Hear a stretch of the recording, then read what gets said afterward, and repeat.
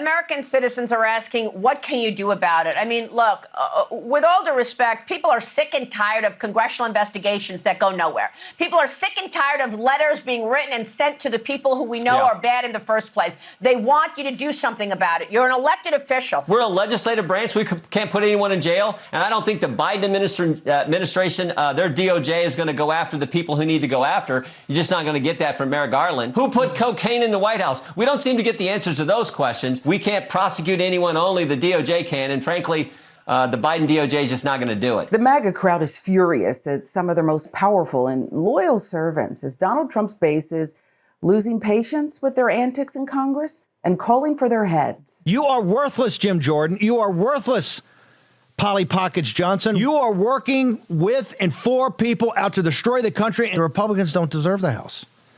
This, with President Trump, is a criminal conspiracy. It's now been shown. You got the White House, you got DOJ. The whole thing is a scam, from Fonnie Willis to Jack Smith to Big Tish James. The House Republicans want Trump to lose. They're going to raise all this money from Paul Singer to hold the House and maybe add a seat, take a couple of seats in the Senate, and they're just fine with that. Steve Bannon's and Maria Bartiromo's outbursts are perfect examples of how the Republicans are suffering from their own success. They're caving to the base's far-right candidate decisions.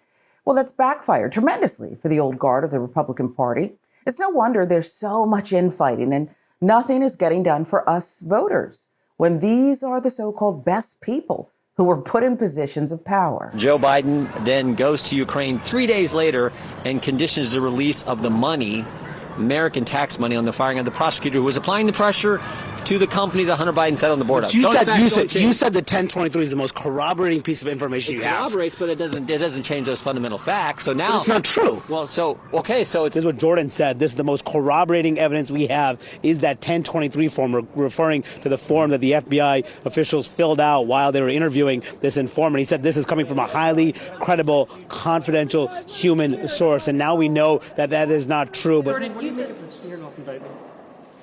well, I mean, it is what it is. So doesn't change the fundamental facts.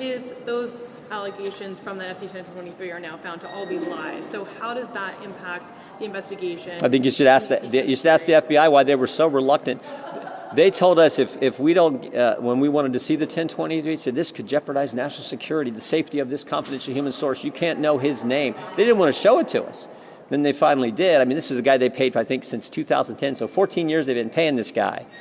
And he's a trusted source, and now we find out because there was no evidence that Joe Biden did anything. He got $200,000 from what did he do and as the a public evidence official? that Jim Biden said. No, listen. He wasn't vice president at the time those checks were cashed. You can defend Joe Biden all day long. Joe Biden took $200,000. Was he vice president at the time that $200,000 check was put through?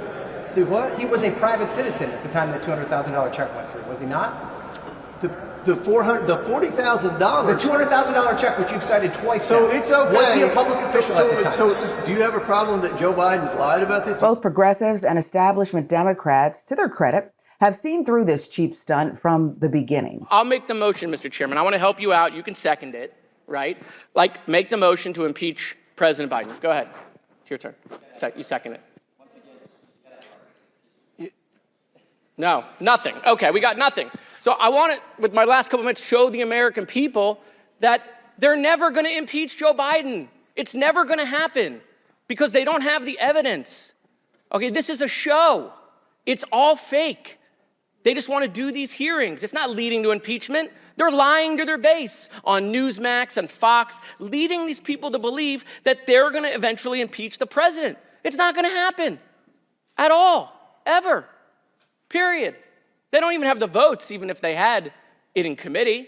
They don't have the votes on the floor. They know that. They got members resigning rather than taking a vote on the fake faux impeachment. Just ask Ken Buck, who said the speaker ain't going to get me to take an unconstitutional impeachment vote. What business is the Comers in? You're talking about lots of people. There's lots of people in the family. I'm a farmer. I have land. I lease land. Your impeachment investigation must identify a high crime and misdemeanor. What did they do? I'll tell you what Joe Biden did. He was a senator of the United States. Then he wrote a book, and he said he made the most money he ever made in his life, millions of dollars on his book, and he gave $1 million That's away what to his charity. family did. That's why Ukraine Kazakhstan, Romania, China, Russia.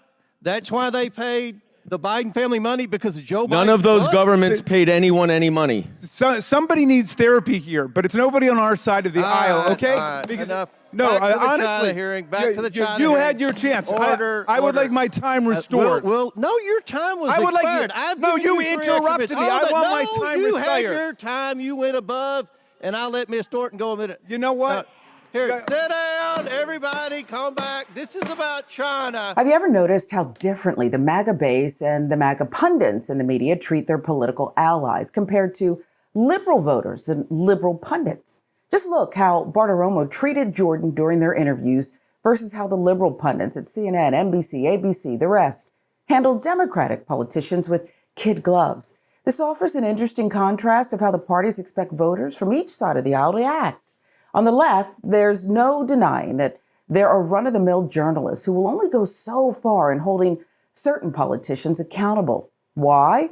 Well, because they fear that they could harm the Democratic Party's brand. It's true even when the criticism is justified. Never mind you, the viewer. Never mind you, the public.